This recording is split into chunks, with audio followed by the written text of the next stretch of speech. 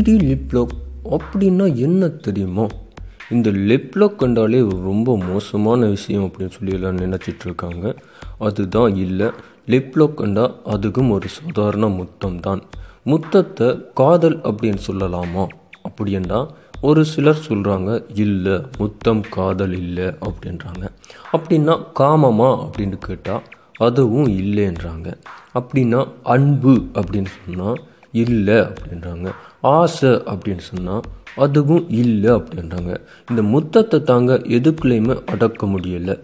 ஏன்னு பார்த்தீங்கன்னா அன்பு அப்படின்னு சொன்னால் அன்பை தாண்டியும் ஆசைக்குள் அடங்கக்கூடிய ஒரு விடயம்தான் இந்த முத்தம். அப்படின்னு சொன்னால் காதல் அப்படின்னு சொன்னால் காதலில் இருந்து காமத்துக்குள் அழைத்து செல்லப்படும் ஒரு விடயம்தான் இந்த முத்தம்.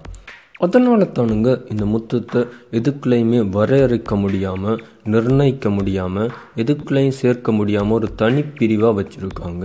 அது மட்டும் இல்லாமல் இந்த முத்தம் deep and dedicated lip lock அப்படின்னு சொல்லி வைக்கப்பட்டதற்கான காரணம் என்னென்னு பார்த்தீங்கன்னு சொன்னால், இந்த முத்தம் கொடுப்பவர்கள் எவ்வளவு டெடிகேட்டிவாக இருக்கிறாங்கன்னு பார்த்தீங்கன்னா இந்த முத்தத்துக்காகவே ஒரு நாளை உருவாக்கியிருக்காங்க. எப்போன்னு தெரியுமா? அதாங்க லவ்வர்ஸ் டே, பேரண்ட்ஸ் டே, டீச்சர்ஸ் டே மாதிரி கிஸ்ஸஸ் டே அப்படின்னு சொல்லி ஒரு நாள் உருவாக்கியிருக்காங்க. ஜூலை மாதம் 6ஆம் தேதி இந்த கிஸ்ஸஸ் டே. நீங்களும் ஜூலை மாதம் 6ஆம் தேதி எல்லாருக்கும் கிஸ் கொடுத்துடாதீங்க. உங்களுக்கு உரித்தானவர்களுக்கு மட்டும் கிஸ்ஸஸை கொடுத்து கிஸ்ஸஸை பெற்றுக்கொள்ளுங்க. அது மட்டும் இல்லாமல் இந்த உலகத்தில் சனத்தொகை ரொம்ப அதிகமாக இருக்குது.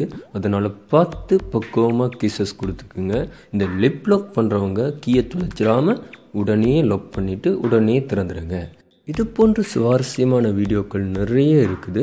நீங்கள் எல்லாத்தையுமே ஒவ்வொரு நாளும் ஒவ்வொன்றாக பார்த்து தெரிஞ்சுக்கொள்ளணும் அப்படின்னு சொன்னால் எங்களோட சேனலை மறக்காமல் சப்ஸ்கிரைப் பண்ணிடுங்க.